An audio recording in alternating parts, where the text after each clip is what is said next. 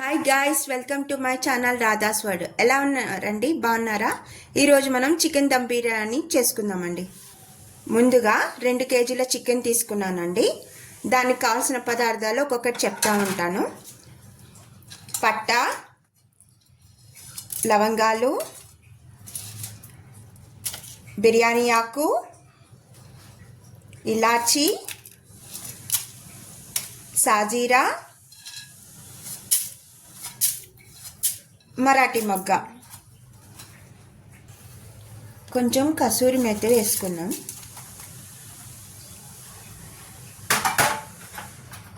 ఇప్పుడు తగినంత సాల్ట్,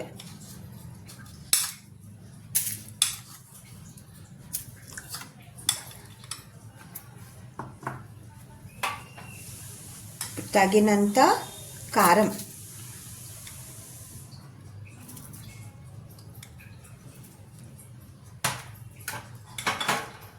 పసుపు,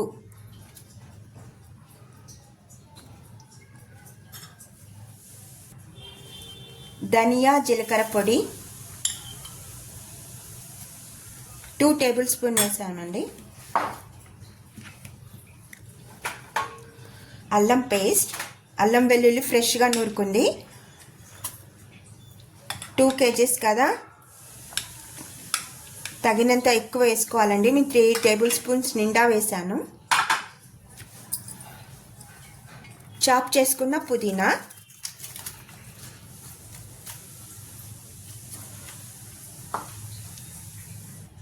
చాప్ చేసుకున్న కొత్తిమీర,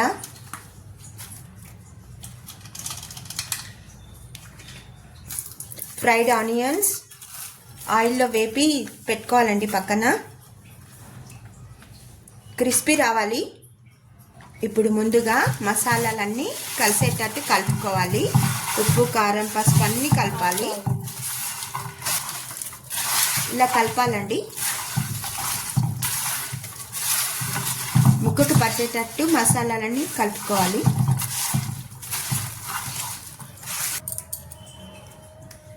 ఇప్పుడు మనం పెరుగు వేద్దాము.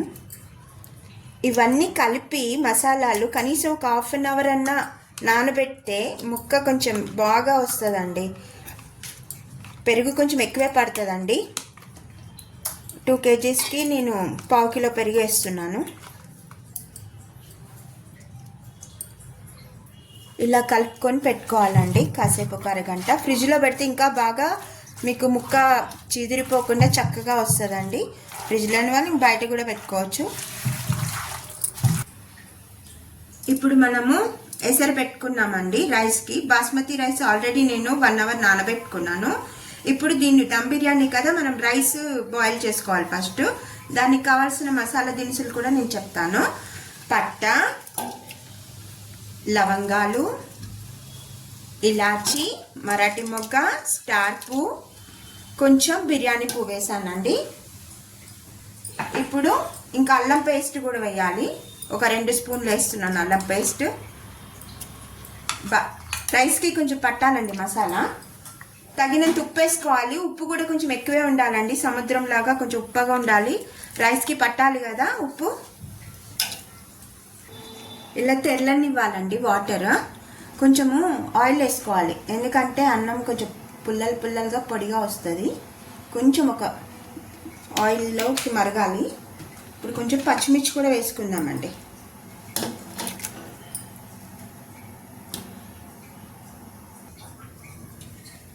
ఇప్పుడు కొంచెం పుదీనా, కొత్తిమీర కూడా వేస్తున్నానండి. లాస్ట్లో వేస్తున్నాను, కలర్ అంతా వస్తుందని లాస్ట్లో వేస్తున్నాను రైస్ వేసే ముందు. ఇందాక ఆయిల్ ఫ్రై చేసాం కదండి ఆనియన్స్ ఆయిల్లో. ఇప్పుడు 2 స్పూన్ల నేను నెయ్యి కూడా వేస్తున్నాను, కొంచెం కరగనివ్వడానికి. 4 స్పూన్లు వేస్తున్నానండి, ఎందుకంటే 2 కేజెస్ కదా. ఇప్పుడు నేను పచ్చిమిర్చి, పెరుగు పేస్ట్ చేసుకున్నానండి.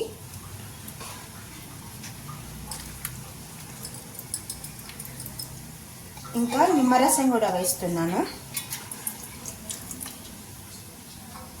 ఇప్పుడు బాగా కలియబెట్టాలి. ఇప్పుడు బిర్యానీ మసాలా వేస్తున్నానండి.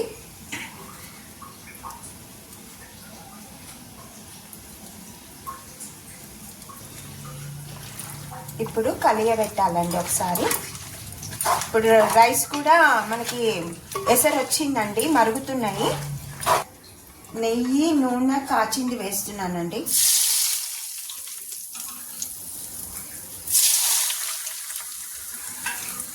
కొంచెం టైం పడుతుంది కానీ టేస్ట్ బాగా వస్తుందండి. దమ్ బిర్యానీ, చికెన్ దమ్ బిర్యానీ. నీళ్ళు బాగా తెల్ల కాగినాయండి. ఇప్పుడు మనం రైస్ వేసుకుందాం. ఇప్పుడు నానబెట్టుకున్న బాస్మతి రైస్ వేసుకుంటున్నానండి. ఇది ఒక 50%, 75% అట్లా ఉడికిన తర్వాత మనం దమ్ చేసుకోవాలి. అది కూడా చూపిస్తాను మీకు.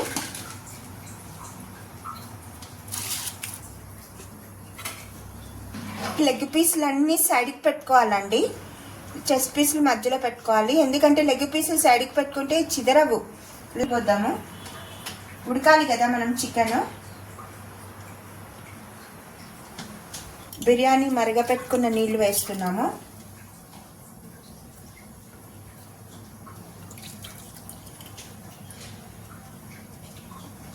ఇది కూడా మసాలా నీళ్ళే కదా, టేస్ట్ వస్తుందండి. రైస్ 60% ఉడికిందండి.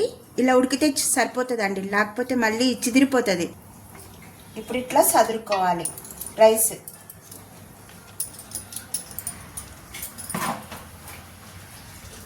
జల్లి గరిటెతో తీసుకొని వేసుకుంటే బెటర్ అండి, నీళ్ళన్నీ సమానంగా వస్తాయి. ఇలా సదురుకోవాలి. ఇప్పుడు రైస్ అంతా సదురుకున్నాం కదా, కొంచెం పుదీనా చాప్ చేసుకొని వేసుకున్నాం పైన. ఇంకా లాస్ట్కి వచ్చిందండి. పుదీనా చాప్ చేసి, కొత్తిమీర కూడా చాప్ చేసుకున్నాం.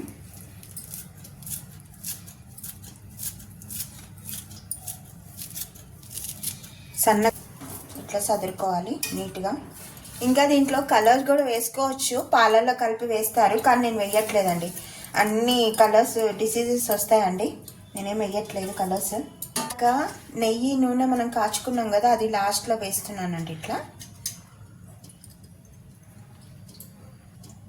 ఇప్పుడు ఇలా అయ్యాక సిల్వర్ ఫాయిల్ కానీ మైదా పిండి కానీ పచ్చి గుడ్డ కూడా పెట్టుకోవచ్చండి, దమ్ము పోకుండా.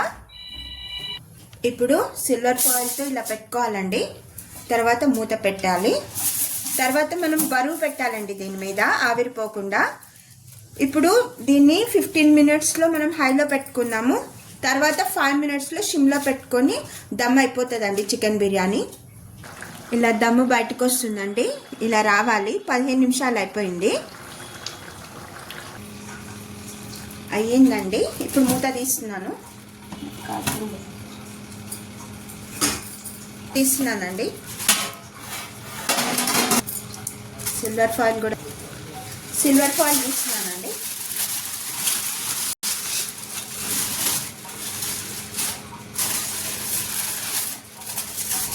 దమ్ బిర్యానీ రెడీ అయిందండి.